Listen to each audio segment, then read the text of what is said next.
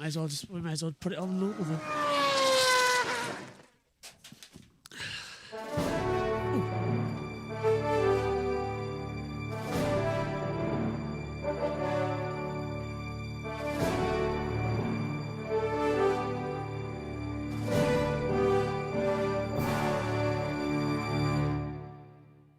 It's the fourth practice session here for the 92nd edition of the Le Mans 24-hour race. A full hour is ahead of us as we get ready to go for another 2-hour night session. That 2 hour this year has become one, which means it's going to be very entertaining when we get out there, especially JT, as the rain has returned. So, hello, and it's raining, and thank God that we're not doing the session fully, Radio Le Mans, but you'll be in the box along with Megan, just keeping an eye on everything over the next hour. Yeah, absolutely. Hello, everyone. Welcome along. As you said, 2 hours become 1 hour for the final night practice session here at Le Mans around the Circuit de la Sarthe, and we are under 4 minutes until we get going. And with that, we just had qualifying about half an hour ago as well. Now we see the running order changing up as well, so we'll keep an eye on it throughout the next hour. Let's hand over to our commentators for this session then. JT will be in the pit lane, controlling everything. Megan will also be around, but radio commentary is from the world-famous Radio Le Mans. So for track limits, and these were offences committed in free practice 3, so before the hyperpole session, for track limits we have car number 20, the Art BMW car, will be spending 5 minutes in the pits. 92, the Pure Racing Porsche track limits. Number 11 is the Isotta Fraschini, and number 95 is the United Autosports McLaren that already mentioned of Hamaguchi, Nicholas Pino and Marino Sato. They all have penalties for track limits. The number 6 pole-sitting Porsche has to do a 5-minute stop and hold for an offence during full course yellow. And then we've got 4 cars which made slow zone infringements, and they are number 66, the JBMotorsports Motorsport Ferrari, number 95 again, so United Autosports. So that's 10 minutes then. It's got 10 minutes, he's only 60 minutes in the session. Right. He'll be sitting in the pits. 777 is the D Station Racing Aston Martin. And finally, the number 3, the other Cadillac, the black car, the yellow car, the number 3 car of Sebastian Bourdais. They committed a slow zone offence in the free practice session from earlier on. Do any of those... Sorry to interrupt, Tressels. Carry on. Just saying they'll spend 5 minutes. Do any of those cars that you mentioned have more than one driver that hasn't done their laps yet? Because obviously, you think 5 laps, that's 20 minutes each. If none of them have done them, then it's an hour session. If you've got to wait 20 minutes... 95 McLaren. So they're going to be struggling to get their guys through night laps. In fact, how can they physically do that? If there's... well, they don't have to do all 5 tonight, because they did some last night. Right, so okay. I need to count exactly how many they need to do. But it's still up against it if there's red flags. And it's wet. And yeah, exactly. Yeah.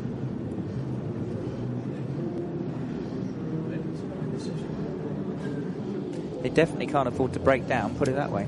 No, and keep it on the black stuff. Yes, and with potentially 62 cars out, a lot of the cars, in fact, the majority of cars, weren't participating, of course, in the hyperpole session, and so will have been spending the last 5 hours since the free practice session. They'll have been spending that time working on race setup, making sure the cars put together properly. Yeah. Right, okay, so that's that bit of parish notices, if you will. Now, let's go back to the front of the grid in hyperpole, because we were talking about the cars and the times as they were being set to us, as the rain is just starting to fall in the pit lane. Let's do this. There was a couple of penalties. Dries van Teur lost all his time because he caused a red flag, and Earl Bamber had a penalty that was going to be applied to the number 2 car, which was 5-grid penalty from the incident at Spa that caused the red flag there. Which one takes precedence? Therefore, how are they going to line up? It doesn't affect who's on pole position because Kevin Estre was ahead of all that nonsense. Exactly. What happens after that? So the number 2 car has a 5-place grid penalty, so he automatically drops to 7th. Right. Regardless. Right. 8 is the Hertz Jota car, number 12. And they're still there. They didn't do any of it. They didn't do any laps in the hub pole, but they stay 12th. They stay 8th. Which is not as bad as the Toyota number 7, which lost all its times from the qualifying session. They'll be starting 23rd. Yeah. Put that to one side. So the Dries Van Tour car will be 6th on the grid.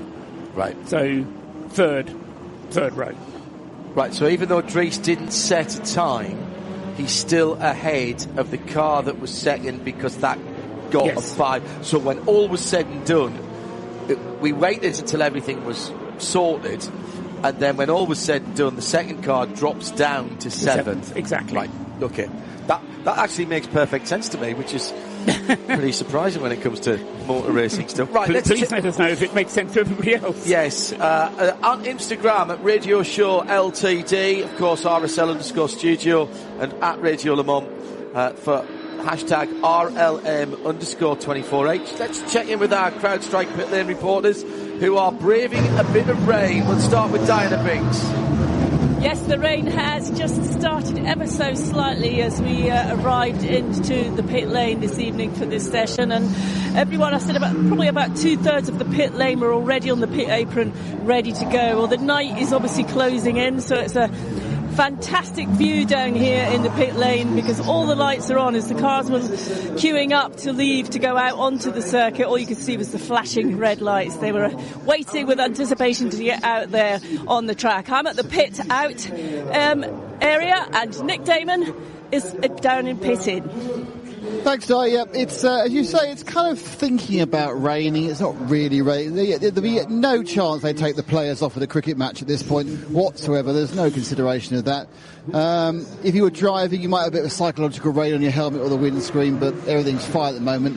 And looking at the sky, I'm going to say, famous last words, the man who can't always get anything right. I don't think it's going to rain. I'm not in the pit lane. I don't think we're not going to get real rain. There's some lightness, but nothing real. Thank you to Nick and Di. Go on, you were going to say something else. Yeah, well, I haven't bought my coats either, so I have to hope that. Toss it down then. If you haven't brought your coat, you'd put your coat on, it would not have rained. Also, it could be raining in pit lane and not raining at Indy, or vice versa, Indianapolis. So yeah, it's at the moment it'll make the curbs a little bit greasy when you've got cold tyres. It's the slow corners, John, like Arnage, Dunlop chicane, Ford chicane, places like that when it starts drizzling a little bit seem to be the tricky areas for everyone. Once you get going a bit, you get a bit of downforce into the car, it's not quite so bad, especially when it's drizzling lightly like this. If everybody's done what they need to do at this point, JMO, is there any point in going out? There's track time, it's always useful to go out, and there's always something that needs doing. Brake pads that need bedding in, another set of brake pads that need bedding in. There's always something that needs doing, and as Paul rightly pointed out, apart from the fact that some drivers have to get their night laps in and penalties to be done and all the rest of it, it's really important to get the car, this is the last opportunity to get the car fettled for the race, really, apart from a little warm-up, which really that's is a spanner check, that's all that is the one, isn't just it? go out, make sure that there are no oil pipe bursts or something. Yeah, well, exactly, and if they have put parts in ready for the race, they'll want to check that all of those parts are working the way they were supposed to work and that everything's tied down. Say again, bud? This is Peter Tirani. Have some tire warmer because he's gone. It could be on new softs or anything. Just worry about our own program. It's okay. That's interesting. So that was People Tirani accusing someone else of having tyre warmers. Where's he on the track at the moment? Just going into, is that the Porsche curves? Porsche curves, yeah. Well, whoever it was doesn't have tyre warmers because they've just fallen off right in front of people. Literally. Let's see who that was. I think it was an LMP2.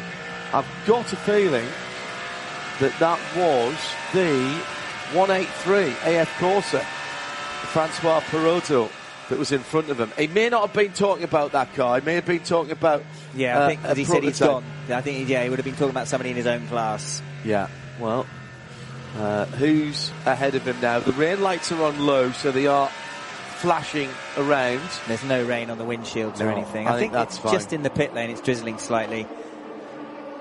Who's that then? Ahead. It's the 99, I reckon. I think it is the Proton Porsche that he was talking about. So who went out in that to start with? Jordan? Harry Tincknell? Harry Tincknell. Yeah, Tincknell. It's not Harry because he's behind on the track. He's just coming across start-finish line now. Right, so who was right ahead of the 311? I'm trying to work it out. Oh, you see, I looked at 31, didn't I, for Pete Tarani. That's why. Yeah. That's the American Your thing. IMSA coming That's in IMSA, there. yeah. The absolutely. Whelan. Yeah. The Whelan car with an engineering car. Oh, it's interesting, though. 7 is in ahead of him. That's Jose Maria Lopez in the Toyota. And also, who else is there? 7 is in 6th. And I think Brendan Hartley, I think the 2 Toyotas actually were ahead of him. So that's interesting, as JMO said about that. We'll try and pick up a few interviews down in the pit lane as well. Apologies for the issues that we had earlier on, as Dries van Toor is putting in a very quick lap. Trying to redeem himself. Well, prove he's still got the... You go from hero to zero and back to hero again in the space of about an hour and a half. That's what he's trying to do. He's having a really good run going here, and he's really pressing on. This is where we're going into the right-hander, the left at Indianapolis, where earlier on in Hyperpole, Dries van Toor ran off through the gravel, hit the wall reasonably hard, gave it a bit of a thump, nothing that was going to cause too much damage, broke the splitter maybe, but obviously then all the times got disallowed, which meant that he had to start at the back of the Hyperpole grid.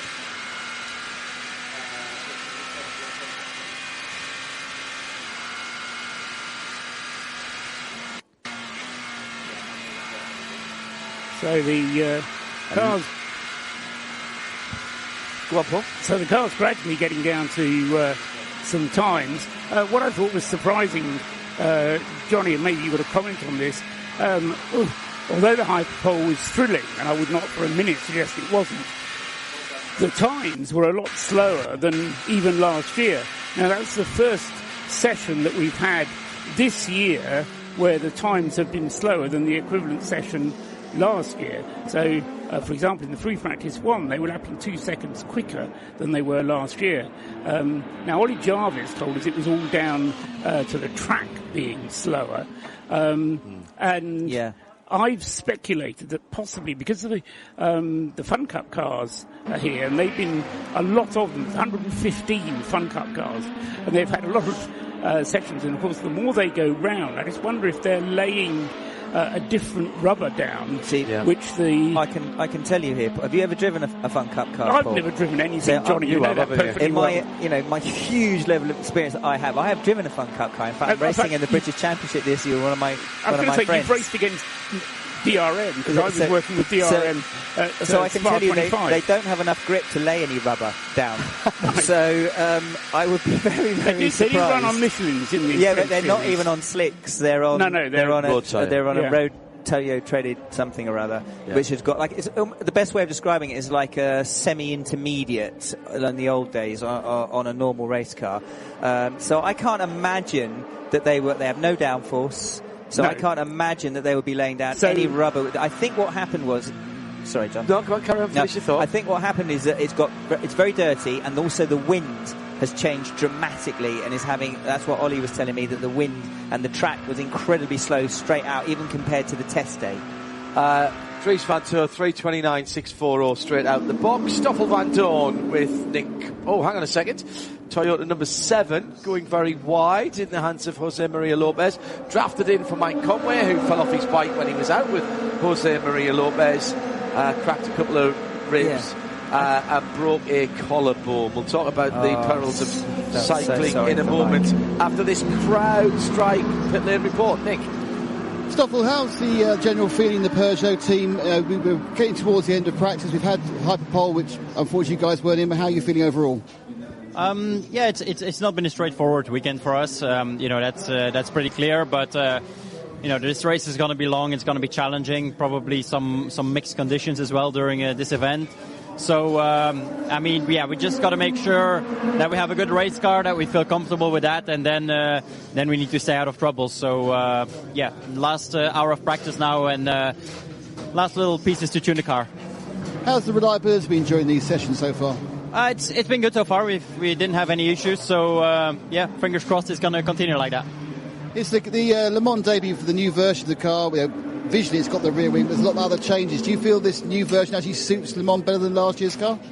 I mean, we're still learning very much about this car. It's only the third race that we're doing with it, and Le Mans is a very different circuit than the ones we've been to at the start of the season. So, yeah, it's a big learning curve. I think definitely the potential of this package is a lot higher. It's just about exploiting it. Great, sir. Thank you. Scott Dixon, waiting, watching, and earlier on there was a few tense moments in your garage.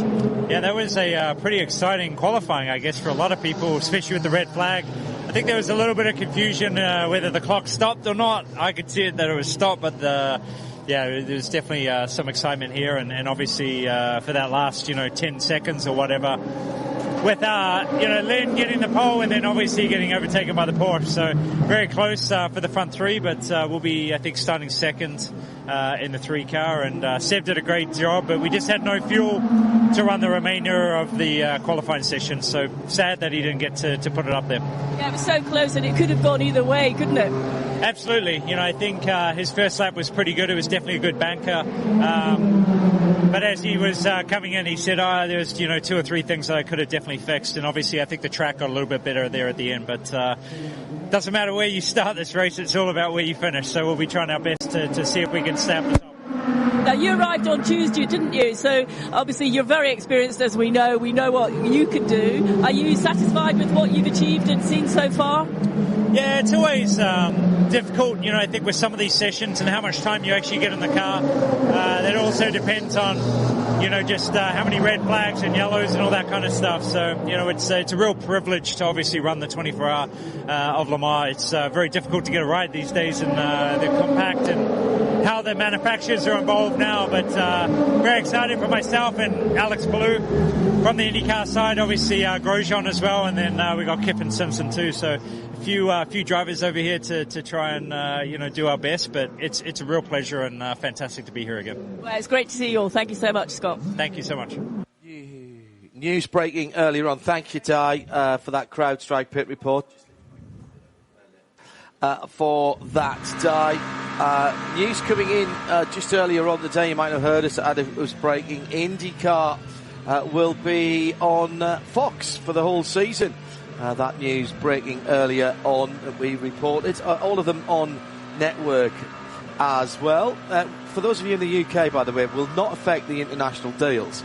So those of us who watch on Sky Sports 1, that's my hands up for that, or Sky Sports F1, that won't affect the deals. It will mean a really nice integration between the motorsports portfolio of Fox Sports. They do part of the season of NASCAR as well in the States, if you're not aware of that. And while we're talking about portfolios and motorsport, it's a nice segue. I worked on that for a while. Well done. Tom Wagner has joined me. He's the co-founder and co-managing director at Knighthead Capital. He's here wearing his Hertz Racing Gold and Hertz Team Jota jacket. Knighthead active in sport, Tom. Jota, of course, Birmingham City Football Club. Major League Pickleball, which I must ask you about, and the Pro Fighters League as well. You're the vice chair for Hertz, and you're a board member for Singer Vehicle Design as well. Welcome to Radio Le Mans on 91.2 FM. Is this your first visit to Le Mans? It's my second visit to Le Mans. Came last year? Came last year, drove both years from London. Oh, perfect. That's the proper way to do it. Well, I was told that, and as an American, I felt I needed to follow tradition and do it the right way. Well done. Thank you. And what did you... So last year was the 100th, yes, which was completely bonkers in a good way. Yes. Did it completely blow your mind? Did it overwhelm you? It's funny. It really did, because everyone kept talking about how incredible Le Mans is and what an experience it would be. And, of course, when you think about that, you're like, okay, I've been to lots of different sporting events. I've been to, major events in the U.S., been to the Super Bowl a number of times. And I thought, how great could it possibly be? And then you come, and you're surrounded by hundreds of thousands of fans, many of whom have driven here great distances. They're camping out. They're living and breathing this for not 24 hours, but for days. Yeah, 10 days. This event. Then. It's incredible. And so for me, the whole experience was completely off the charts, overwhelming in every possible way. And to say I'm hooked would be a gross understatement. Yeah, I've been coming since 1989, and it's changed massively. But there is something very special, and this time of year, around about April, May, I start to get a bit itchy. Something in the blood. I think it's some kind of virus. I'm not entirely certain about that. You, as we said, you've invested in and your group's invested in a number of sporting entities. Yep.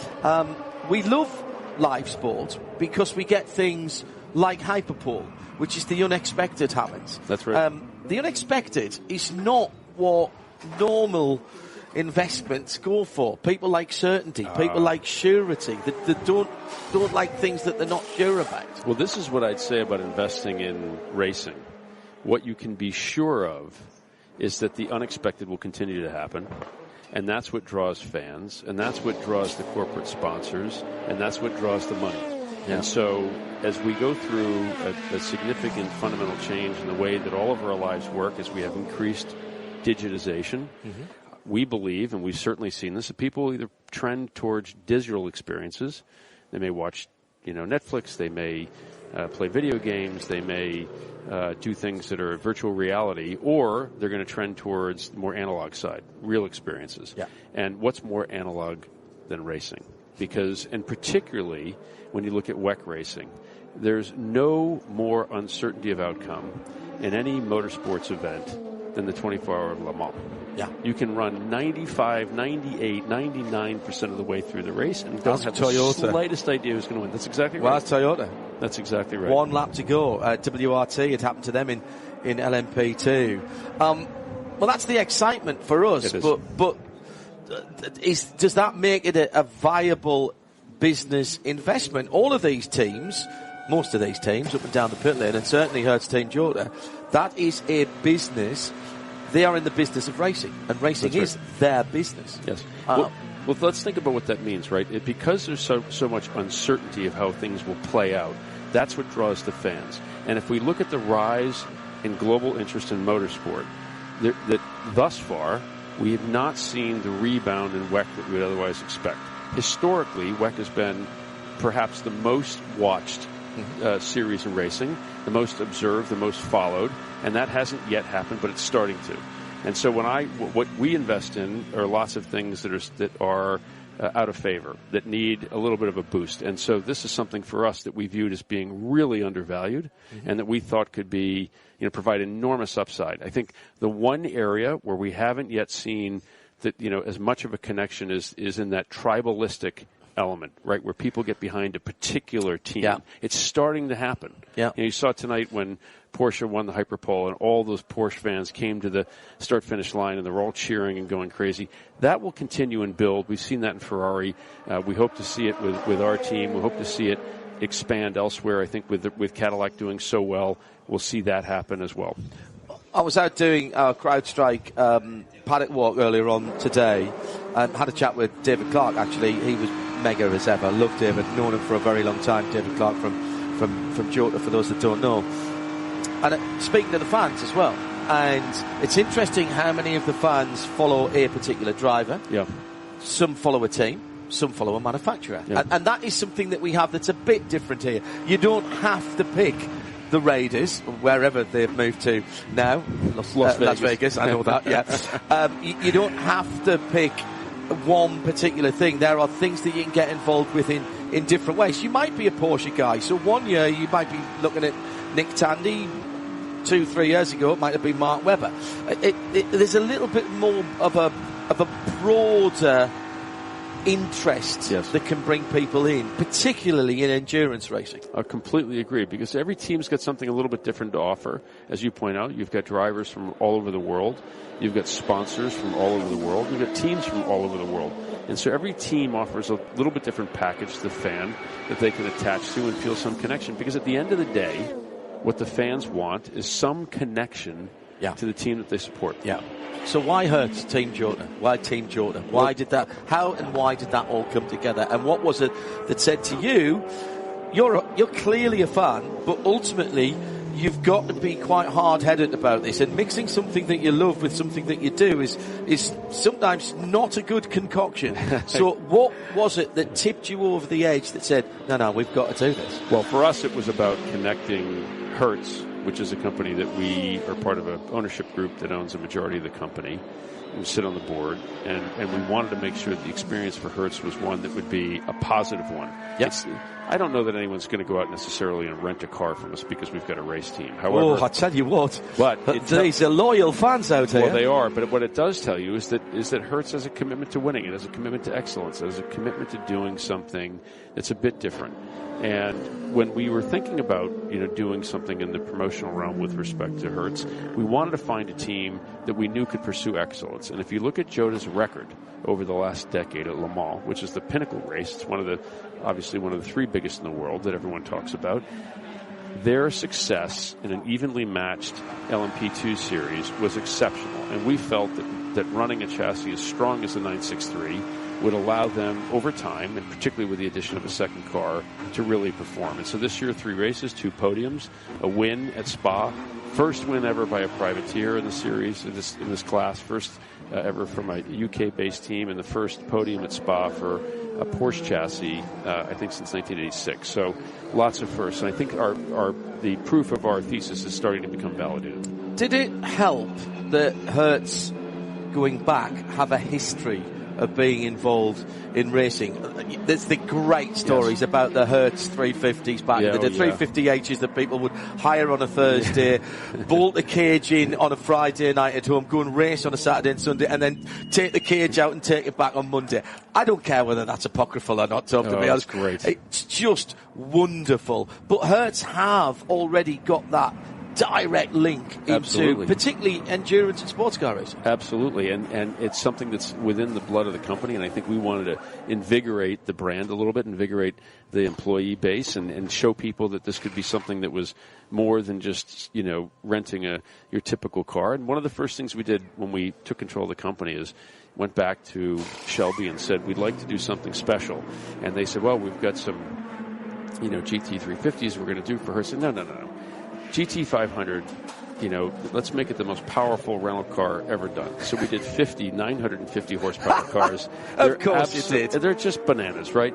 And it was fantastic. It was a wonderful thing. These cars sat, and people could look at them. They were drooling over these incredible vehicles. They were absolute technological marvels. It was the folks at Ford did a great job with us in delivering those, and it's just building on a history of not only Ford but GM and other brands that have given us cars that were really special for people to rent that they probably couldn't afford to buy, but that they always wanted to experience. Yeah, and also Hertz already had a long-standing partnership with Porsche as well. That's right. Actually, in the Premier thing. I'm in New York on Wednesday to go up to Watkins Glen. You couldn't sort me out one of those GT500s, but I am a President's Circle member. I have got my card with me. I'll show you it later. I love it. Let's get that sorted out. All right, tell me about one or two of the other things. I want to come back to the racing side in a minute.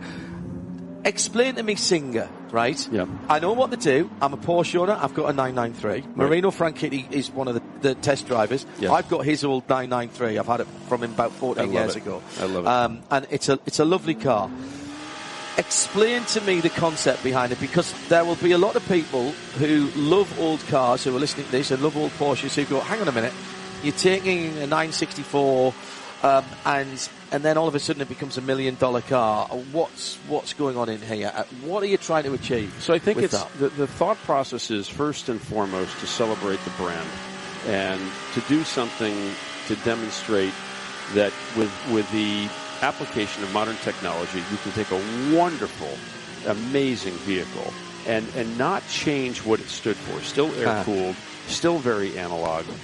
It's not a car that drives itself. It's not a car that's going to be the fastest accelerating or do the quickest, lap time. However, when you're behind the wheel of a Singer, you clearly feel that you are in a modern version of that original air-cooled car, and it just feels right.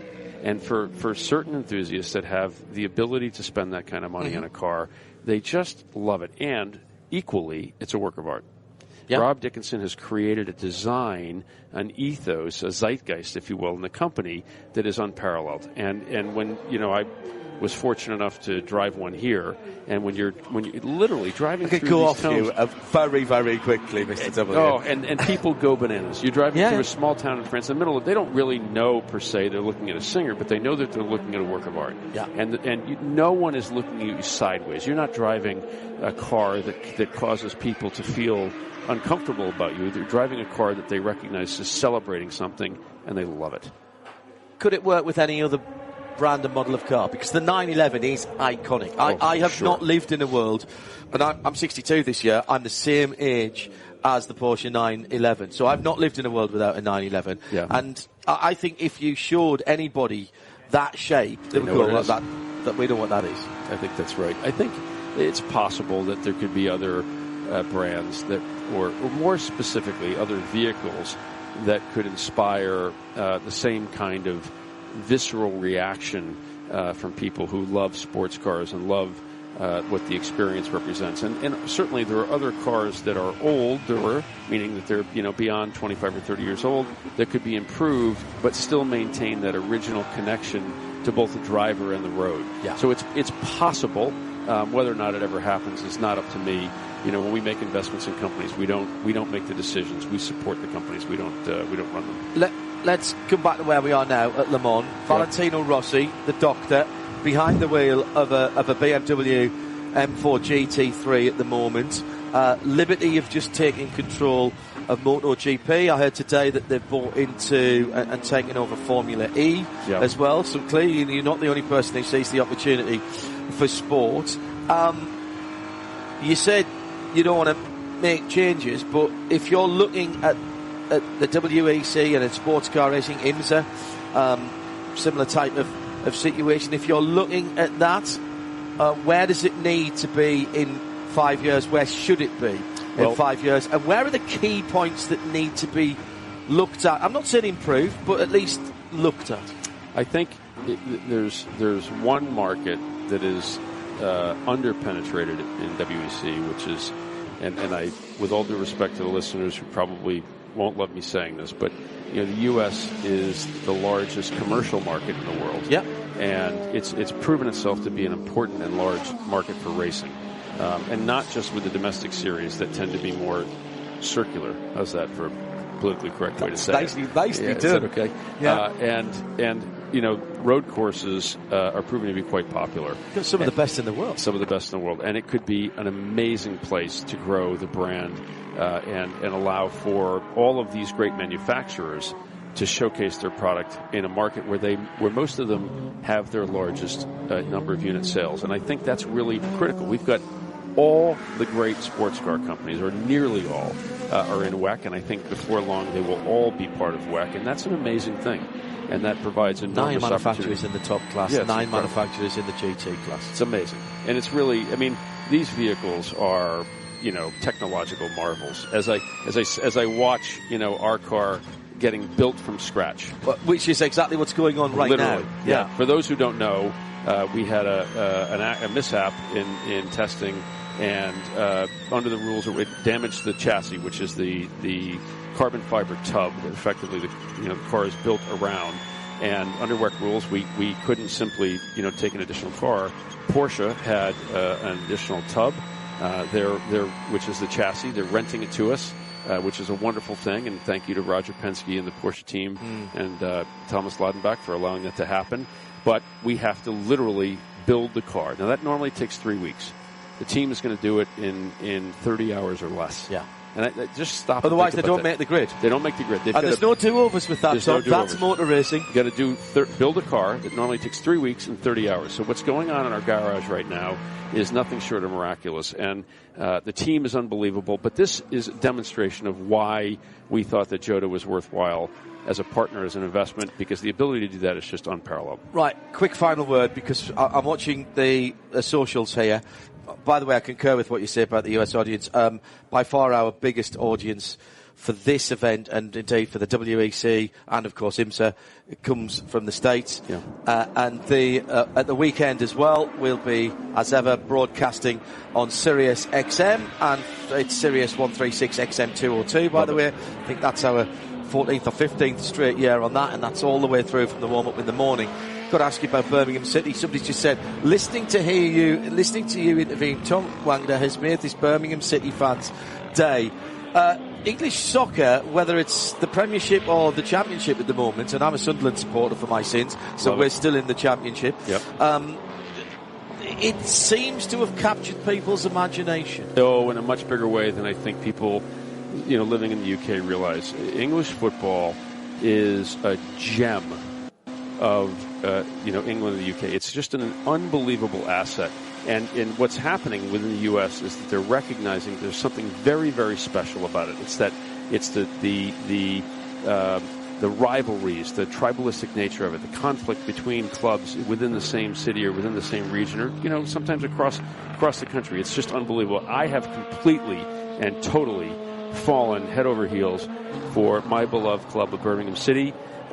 Where's your connection to that? Anything at all? Or is it you become one? You become a blue nose? Because how could I not be? When I meet the fans and the supporters and spend time with them, and I spend a lot of time with them, I just think it's the greatest thing. One of my favorite memories of the ownership, which has not even been a year yet, was going to an away match. Away games are great. At Preston. Preston North End. One of our most historic clubs. Yeah. Sitting in the away end. Not in the chairman's suite. No. No disrespect to the family that owns the team. It's a wonderful, wonderful club. Great history. But doing that was magical, and I loved it. And I'll do it again. I'll do it every year. I've got a few. I'm not going to say now which ones, but there's a few. Now that we're in League One, hopefully temporarily, there's a few special places that I want to visit. But what I'd say to those listening is, whatever club you support, whether it's Birmingham City, our crosstown rivals who shall remain nameless, or any of the other great clubs out there, it's a wonderful thing. And we all love to hate each other on match day, but let's remember that we've got maybe the greatest sport league in the world as a gift that we get to enjoy 9 months of the year. So it's wonderful. Tremendous stats just before we came on air yesterday that of all the pro leagues in Europe, the best attended league of all of those, now there's size and how many matches you play to take in. However, the best attended league on total attendance last season was the British Championship. Yeah. And we get 43,000 to see Championship games. We'll miss playing you guys. We spent four years in the First Division, and actually it was pretty all right, and there's some good clubs there. You'll still enjoy your football. It's great football, and at the end of the day, what we have to do is rebuild a club that was left underinvested in for a long time. Yeah. And there were lots of things that kind of fell apart, not the least of which was the beautiful St. Andrews Stadium that needed an awful lot of work, down to no heat in the executive offices and no hot water in the men's rooms. And I know there's a few of our fans getting a chuckle out of that, but we fixed that. We moved on. But that match day experience next year is going to be mind-blowing. Of all the troubles we had at Sunderland, we kept investing in the academy. Yeah. And that has paid off for us. Well, we always kept the academy at Premiership level. Sorry, we shouldn't be talking about soccer. No, but one quick thing on that point, by the way, that's a great, look, as we go into the Euros, who's the greatest player in all of football presently? It's Mr. Bellingham. Mm-hmm. Where did he come from? Yeah. Right, and Birmingham, and there's no coincidence there. Well, we've got his brother at our place, who also came from Birmingham's academy. Another wonderful young man. Great.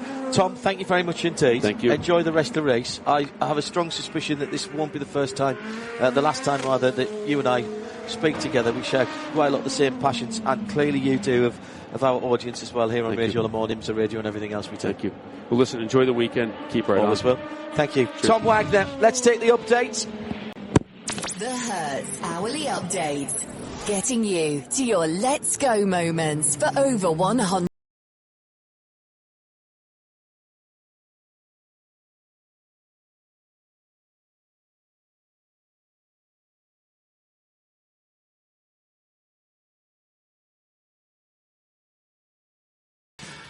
We've settled into a nice little groove here with the majority of the hypercars sitting in a big block, 1, 2, 18. At the top, it's Toyota Gazoo Racing and Seb Buemi with Nicholas Nelson for Ferrari AF Corsa in second, and Sheldon von der Linde in third in the Hertz hourly update. 8:50 and 20 then on top. Then Nico Müller for Peugeot Total Energies. First time they've been that high up. We're running, in fairness, in the... Well, actually, that's under 3:30 for that Peugeot. That's the 93 car. Fifth for the number 15 BMW, Dries Van Teur, who went out like a scalded cat early on. And then it's Ferdy Habsburg. Welcome back, Ferdy, after that nasty back injury at Aragon testing for Alpine number 35. The Jack Aitken-driven 311 Wayland Cadillac Racing, the car from the States, is in 7th in the pits at the moment. 8th is Porsche Penske Motorsports Extra car. That's the US car. Jam, Matthew Jaminet behind the wheel of the number 4 in 8th position. 9th for the 36. The second of the Alpines in the top 10 there for Mick Schumacher. And Nick de Vries is in 10th for Toyota Gazoo Racing. And those top 10 are separated by 7/10 of a second. And that's pretty impressive. In LMP2, United Autosports number 23 is ahead of Nielsen Racing's number 24. That's a Pro-Am car leading a Pro car. Then United Autosports number 22 in third, with Cool Racing's number 37. These are all Oreca's, of course, in fourth. In fifth, it's Algarve Pro Racing, Matthias Kaiser in that car. Macchio Capietti for Proton in 9th position. In the number 9 in 6th position. In 7th position, the 34 into Europol, Clement Novalak behind the wheel of that one. 8th for AF Corsa, 9th for Cool Racing's number 47 for Matt Bell, and 10th Ryan Cullen for Vector Sport, and they are separated, what's that, a 42.8 against a 37. So they're a bit further spread apart, unusually. And in GT3, Acodis has the Lexus at the top of the pile. It's Jack Hawksworth in the number 87 car from Proton Competitions, Ben Barker, the 77 Ford Mustang. Spirit of Race, Jordan Taylor in the 155 Ferrari. Vista AF Ferrari, Thomas Fleur, the man behind Vista and Vista Jets. He has the 54 and 4th position. TF Sport have got Tom Van Rompuy in the number 81. Team WRT are in 6th position, and then it's Ricardo Pera for GR Racing. Good to see that car getting some laps. Only turned 8 in this session after its problems. Iron Links, Matteo Cressoni next up, the 60 car, and then Marino Sato for United Autosports, the number 95 in 9th. Iron Dames, Sarah Bovey in 10th position in the 85. That's your update. We've got 22 and a half minutes to go. The hourly update. Hertz Rental Car. Getting you to your let's go moments for over 100 years.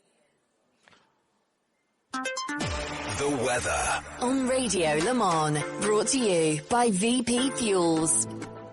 Few spits and spots of rain have finally arrived to the Circuit de la Sarthe. Temperature at the moment has dropped down to 15.4. Won't go too much lower than that tonight. We expect it to sort of level off at around about 13 degrees with a little bit of overnight cloud. Tomorrow, well, it's going to be a bit of afternoon rain, 20 degrees on Friday. Brief shower or two, 19 degrees on Saturday. And overnight, 14 degrees on Sunday. Might be a little bit of early morning fog with some showers in the morning, and then afternoon, more rain on Sunday. Top temperature 20 degrees for the end of the race at 4 o'clock here at Le Mans 2024. Whatever the weather, you can depend on VP Fuels and Lubricants. Well, we were keeping an eye on what was going on there whilst we were talking to Tom Wagner, and we'll catch up with what we've missed from Paul Truswell in just a second. But Diana Binks is down in the pit lane and has a quick crowd strike update as we're waiting for the Isotta Fraschini to come in. It's travelling very slowly, but almost at the pit lane. Di, where are you? I'm with Ben Hanley from United Autosports. Ben, you just jumped out of the car. How are conditions out there tonight? They started off fine. There was a tiny bit of drizzle at the start of the session, but nothing to impact the track. Now it's a little bit more persistent in the third and first sector.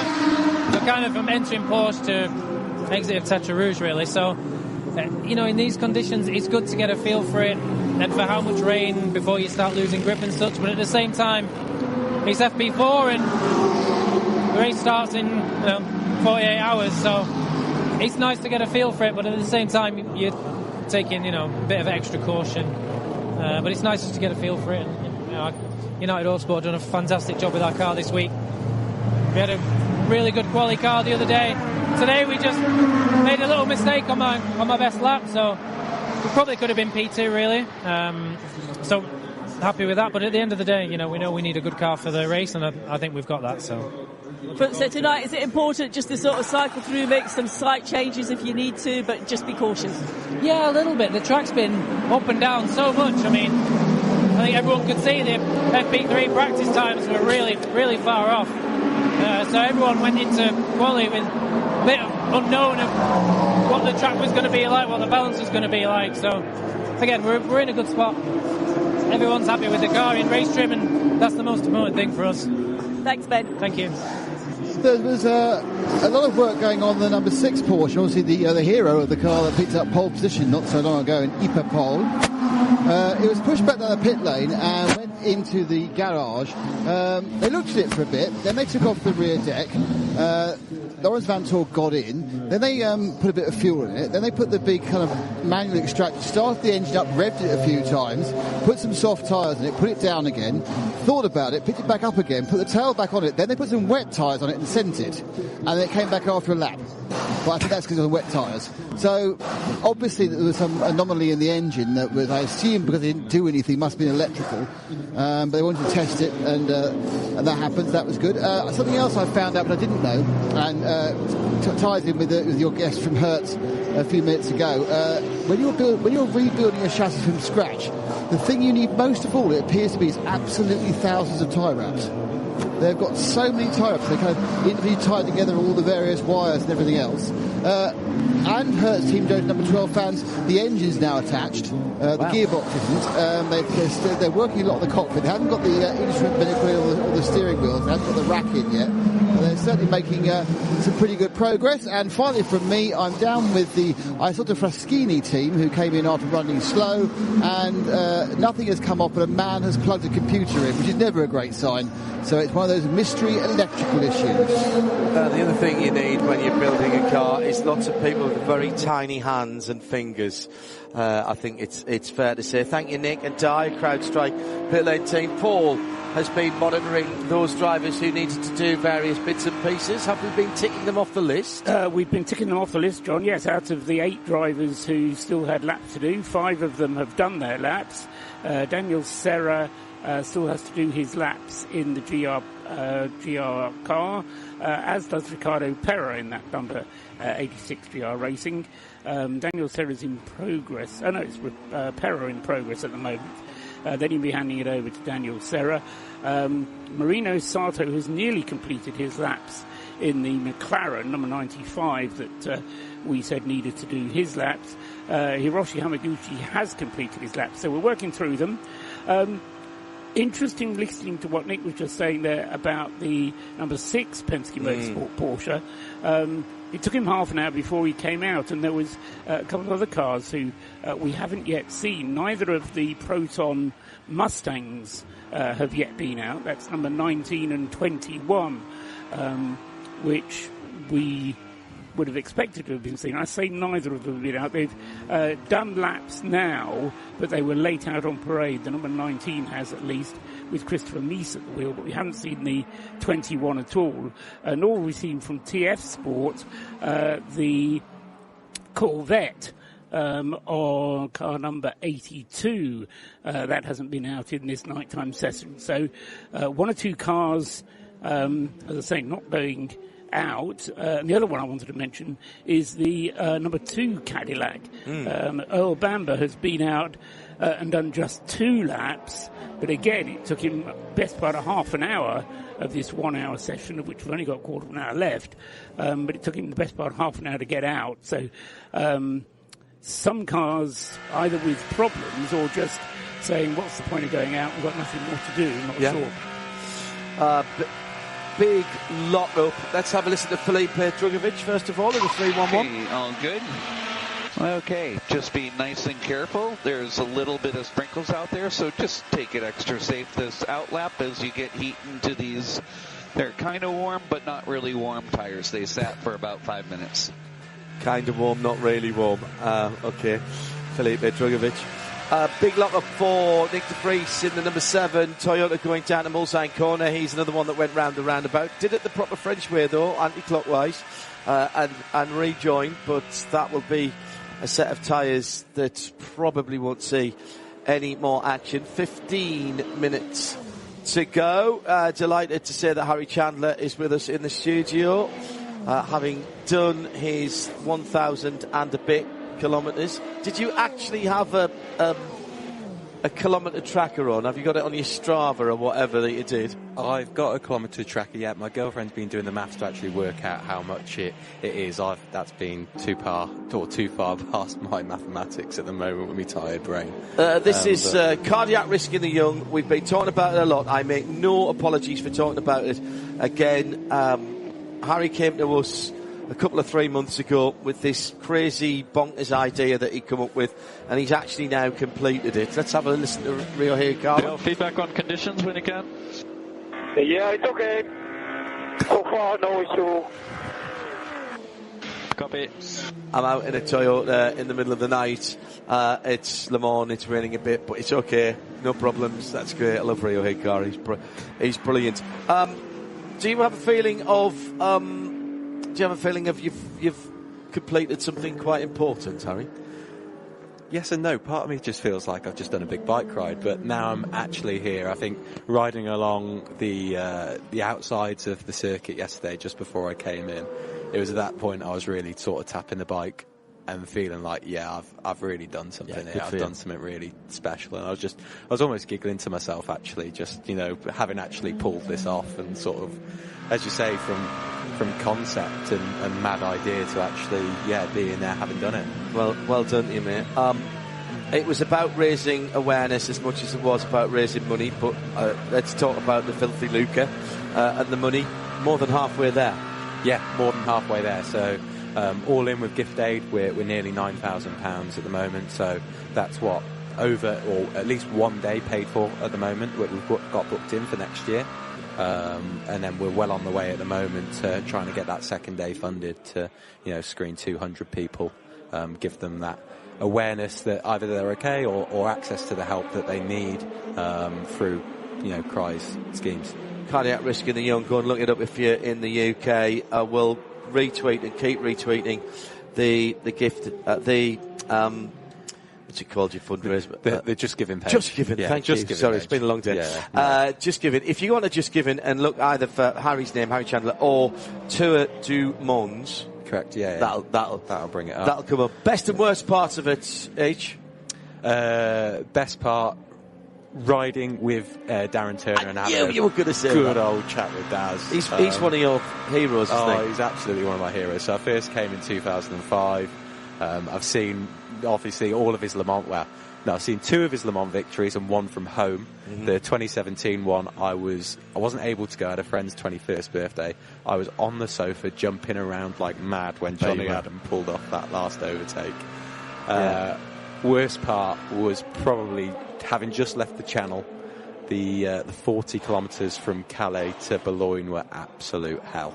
Because? Headwinds, hills, and just generally it was just really, really, really tough. And of course you can't use the PI, sure, you're on Route Nationale. Yes, yeah. So down the coast then? Yeah, down the coast. Oh, that's exposed there. Yeah, and Sunday there were some motorcyclists out, and I know that can road be quite interesting. So, I've driven back up that road sometimes if we're not in a hurry, and it's a lovely road if you've got time to enjoy it and you've got a nice car and you're just wafting around or you're heeling and towing on a pedal bike. on a Sunday when everybody's out having a bit of fun. Yeah, having a bit of a... That was it was interesting. It was like one moment you think you're fine, you're going downhill, and the next moment you get a blast of a crosswind or a headwind, and then you're going back uphill up some really steep gradients. Yeah, it was tough. How was it riding down from, you were at Rouen last night, I think, on the penultimate night. Yeah. How was that run into Le Mans? Oh, it was brilliant. Do you know what? Actually, it was great roads that I picked by pure chance. Had a bit of wind on my back, and we absolutely flew here, to be fair. And no, I really, really enjoyed that run into Le Mans. It was great. We're all proud of you, Harry. Well done. No, cheers, John. We all know so much more now about cardiac risk in the young. I suspect you know a bit more about yourself as well now. Yeah, no, definitely. No, definitely know that sort of push my limits, and yeah, definitely. Yeah. Right, let's ask you about this race. You've been watching this race for quite a long time. First of all, what did you make of Hyperpole? Oh, it's brilliant, wasn't it? Where did that lap from Estray come? I was down on the tribunes, and we were following Lynn's laps, and obviously his sector times. I had the timing up on my phone, and obviously Lynn was coming in, and Estray was nowhere. But then, no, for him to pull that out the back, I guess that's why they pay him the big bucks, though, isn't it? It's those sort of moments where drivers really stand up and make the most of the tools that they've got and deliver something truly special, And when you're back to work at Bentley? Next Tuesday. Right. Yeah. Yeah, no. I'm not going to ask you to pick a winner, by the way. That's unfair in any of the classes. You're looking very carefully at this timing screen, yeah, my heart, obviously, especially with them, obviously, the tribute or the troubles that they're going through, want the number 12 Jota to really pull through. I think that's the sort of story that Le Mans sometimes looks after. Fairy tale stories, yeah, isn't it? Mother Le Mans, as they say. Yeah, very good. But yeah, no, I mean, it's so close at the top, isn't it, at the moment as well. It's good to see the Cadillacs are really sharp as well this year. I know that they're a crowd favourite and sound fabulous, don't they? They're hits you right in the sternum. It really goes through, especially when you're in the metal stands and stuff like that. It obviously reverberates around the back of the stands, and it's a truly special noise. Yeah. Harry, we'll let you get away. Thanks very much. Give a quick plug to all the corporate sponsors who've helped you out, because it's only fair. Yeah, no, definitely. So a big thank you to Progressive Motorsport, who sponsored 2 of our days, to Horrobin Tools, who sponsored a couple of days. Howard Sanders sorted that out for us. To Bentley Tunbridge Wells, they sorted us out for day 4, and to First Tickets as well. They've sorted out our crossings. I should probably mention as well the support that I got from my mum and dad and girlfriend. Yes. The family. I've probably not thanked them anywhere near as much as I should have. Yeah. For the time that they devoted and the way that they've pushed and got behind me for this. So no, it's brilliant. Your support vehicle from Swift? Yeah, support vehicle from Swift. So a big thank you to Guy Smith and Swift, who have really sorted us out and helped us out with that vehicle. And I know the Beer Mountaineers threw some money in at the AGM this afternoon, and Steve's been brilliant in helping us do that as well. Steve, I'm sorry I didn't get over today. As you probably realised, we were fighting some fires with people being on illegal frequencies around us, but thanks to those guys, they've been brilliant. Obviously got to meet Steve this afternoon as well over at the Beer Mountain AGM. Those guys have been absolutely brilliant, and the reception that they gave me going into there was really brilliant. It blew my mind as to what they did. They're just giving pages and closing. We're going to keep it running. Gibson Technologies threw a nice 250 quid into that earlier on today. So thanks to John Manchester and the guys there. We're going to keep it going. We're going to keep talking about it. What's that ridiculous stat? How many people die? 12 young people in the UK alone a week die every year. A week die from undiagnosed heart conditions. Yeah, that is incredible. So nearly 50 people a month. 50 young people a month. Yeah, between 14 and 35, and we have we have no idea why. Obviously, there is a reason behind it, but they don't know it at that point in time, and that's what we need to raise awareness of. Is that they can go and get themselves checked out, and give them that either, like I say, that peace of mind, or they can go away, they can work with CRY and work with the charity to make those lifestyle modifications or have surgery or treatment that will help sort them out and give them to live a long and fulfilling life. Yeah. Thanks, mate. You're doing good work. Really appreciate you having me on, John. Harry Chandler, who will continue to follow. He's not riding his bike back, by the way. It's going in the back of the service field. Yeah, my legs need a rest. You hang around as much as you want. Paul Trustwell, any changes on the timing screen? I don't see any at the moment. None of huge significance. What is, again, significant, I find, is, you mentioned this when we gave the rundown, 11 cars all within a second of each other at the top of the list. And it includes, with 11 cars, it's inevitable. Toyota, Ferrari, BMW, Peugeot, the top 5, all different. Alpine still went up there. Even with the problems that I was describing a few moments ago for one or two of the cars, particularly the Porsche number 6, which has done... He's done a couple more laps now with Laurent Vantour at the wheel, and we've seen a couple more laps from Alex Palou at the wheel of the number 2 Cadillac. But those times, quite a long way down. In fact, the number 2 is 56th quickest overall, and the number 6 is only 57th quickest overall. Still no sign of the TF Sport Corvette number 20, and no sign of the number 88 Proton Ford Mustang. So, as I say, one or two teams not coming out at all. But as I say, with conditions the way they are, perhaps that's not surprising. It is getting wetter out there. Scott Dixon touring back to the pit lane in his LMH car. And will be heading to the pit lane. In fact, he is now in the pit lane in that number 3 gold-fronted Cadillac. And our CrowdStrike pit lane report is saying that quite a few people actually putting wet tyres on now. Yes, and that would seem fair as well, given the lap times that are coming through. The one car which has a problem, in a sense, is the number 86, as we mentioned and said that it would have its work cut out. The GR Racing Ferrari, number 86. Mike Wainwright has done his laps to qualify the car, and Ricardo Pera has done his laps to qualify the car, but Daniel Serra is the one who hasn't done his laps, and he's not going to have time to do his laps because the session has only got, 4 minutes to run, 3 3/4 minutes to run. He's just left the pits again, has Daniel Serra, but as I say, he's going to run out of time before the end of the session to do his 5 laps. Now, given his experience, he's been Le Mans 7 times before and driven cars during the night, so I would imagine they'll have no problem in granting Daniel Serra a dispensation to participate in the race because of the force majeure, because they had the problems with the car on last night, Wednesday night. So he's done... laps he's done now. He's done 3 laps. He's on his 4th. He might actually get all 5 in then. He's got time to do this one plus another. Depends what tyres he's on. Scraping by the skin of his teeth, yes. Yeah, it depends what tyres he's on, because there's going to be a lot of people putting wet tyres on now. The Vista number 55 Ferrari. I think he's probably on wets now because he's just come into the pits. Okay. Just left the pits. So he's come in, made the change.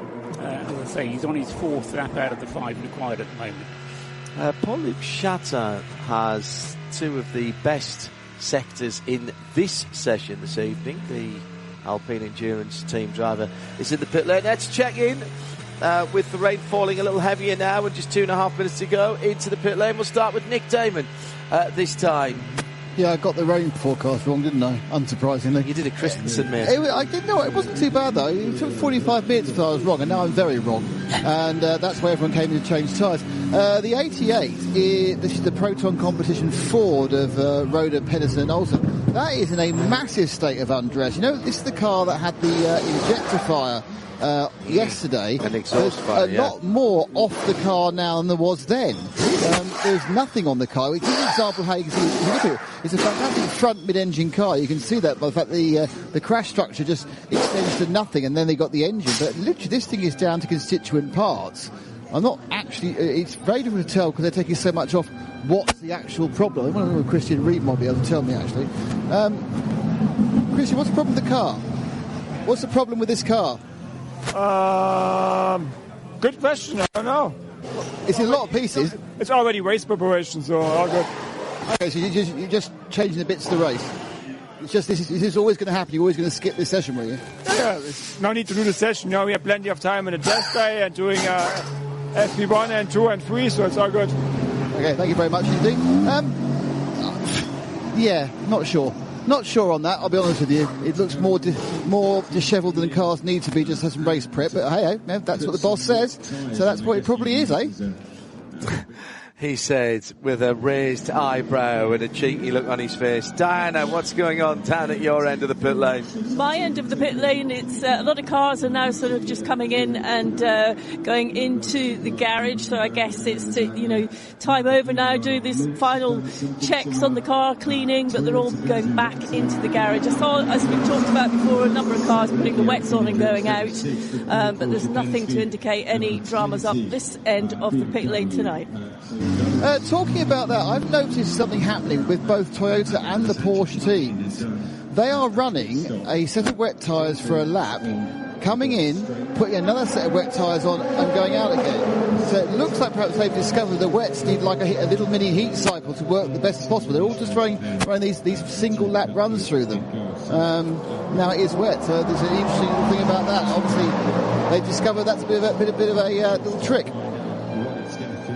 Thank you, Nick. As we've just had a little spinette out on the circuit by the number 6.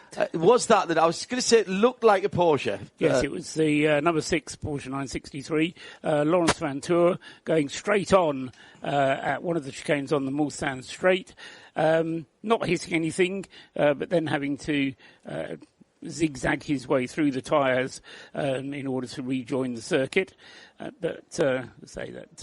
Possibly just outbraking himself a little bit.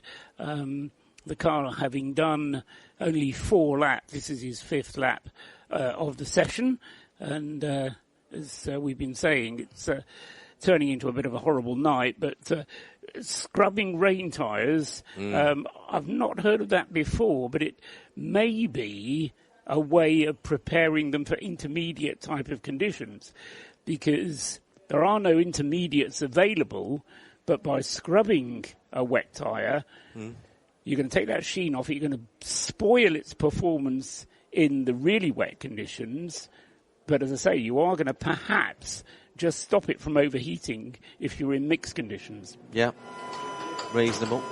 Most cars coming into the pits now at the end of this session with the checkered flag out.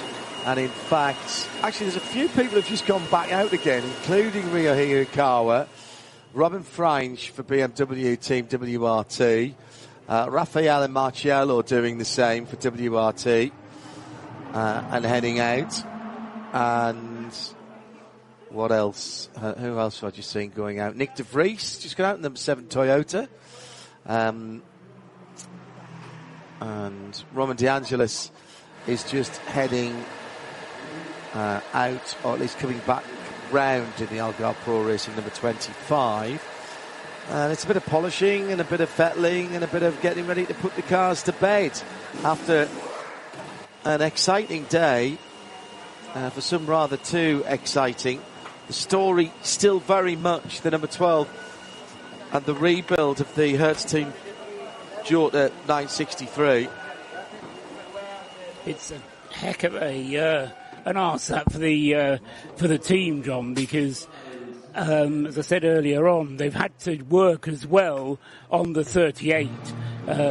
So the team themselves, they're not going to get any sleep tonight, and then obviously having to work through for the 24 hours. The deadline at the moment they're looking to is that test that they've been authorised, or a shakedown that's been authorised for them at 8 o'clock on Friday evening. So they're allowed to go out to the airfield to shake down the car, and they must participate in the warm-up. So if they're not ready at 8 o'clock on Friday, they have to be ready by 12 noon on Saturday. And as I say, by then they're going to be absolutely shattered. The last thing they want to do is a 24-hour race at that stage. It's a big ask. I presume they'll be cycling the mechanics from both cars. They may not have, but they may not have I don't know enough Two about full the team, squads, but they yeah. may not have enough of the right talent in the right place. That's a good point. That is a very good point. There will be specialists who do single things, like a gearbox guy or a brakes guy or a suspension guy or whatever, and he might work across both cars. Yeah. If anybody can do it, it'll be Sam and Kelly Hignett and the rest of the team. Yeah, absolutely as well. And that's the end of free practice 4, the final night practice session. And it was the 8 hypercar of Toyota Gazoo Racing up in first place. Then the 50 AF Corsa. Then Robin Frines in the 20 BMW Team WRT. The 93 hypercar. The 15 Team WRT BMW. Then the 35 Alpine. The 311 Wheeling Cadillac Racing with Philip Drogovic in 7th. In 8th is the Porsche Penske Motorsport of the 4 team. And then in 9th for the hypercar, it's Alpine 36. And then rounding out the top 10 for hypercar is the Toyota Gazoo Racing 7 entry with Nick de Vries behind the wheel of that one. Going down into the other classes, it is, let me just get the timing screen up where they are separated so I can tell you the correct timing screens for you. So for LMP2, it's the 23 United Autosports with Benjamin Hanley behind the wheel. Then second, the Nielsen Racing 24 team. Then the 22 and 23rd place with the United Autosports. 24th was Cool Racing, and that is 4th in class in the 37. 5th in class was the Inter-Europol competition with Novalak behind the wheel. Then in the 25 car, 6th in class, it was the Algarve Pro Racing. The 65 was 7th in class. 8th in class was the 9 Proton competition, and then 10th in class rounding out was the AF Corsa 183 and the 47 Cool Racing. On to GT3, and it's Hawksworth in the 87, fastest in class. Then the United Autosports 95 in second. Third, the Proton competition 77 of Barker. Then the Spirit of Race 155, 4th in class. 5th in class was the Vista AF Corsa 54 entry. And then 6th in class was the TF Sport 81. 7th in class was the Team WRT 31. And then the GR Racing 86 car as well. Then in 9th was the Iron Lynx car of the 60. And then rounding out the top 10 was the Iron Dames 85 entry as well. And we are going to come back up to the main commentary box for final thoughts. And Megan is joining me, who's been alongside me watching the session. What did you think of the session, Megan? I thought it was quite good. Certainly liked when the rain came out, to be honest. Really, and you predicted the rain arriving. I did. It took a while. It came a little bit later than what we expected, but the rain did come down, and we're expecting a little bit of rain in the main race as well. But it was raining outside both our commentary boxes. Yeah, I think it was a good session as well. And look at that, the rain is definitely coming down. But that's a nice photo. That is a nice photo. You can join us at 11 a.m. British Summer Time, 12 p.m. local, and 6 a.m. Eastern Time for warm-up on Saturday morning. And then Saturday afternoon, race start 3 p.m. British Summer Time, 4 p.m. local, 10 a.m. Eastern. We are live half an hour before, so that's 2:30 British Summer Time, 3:30 local, and 9:30 Eastern Time. I've been Josh T.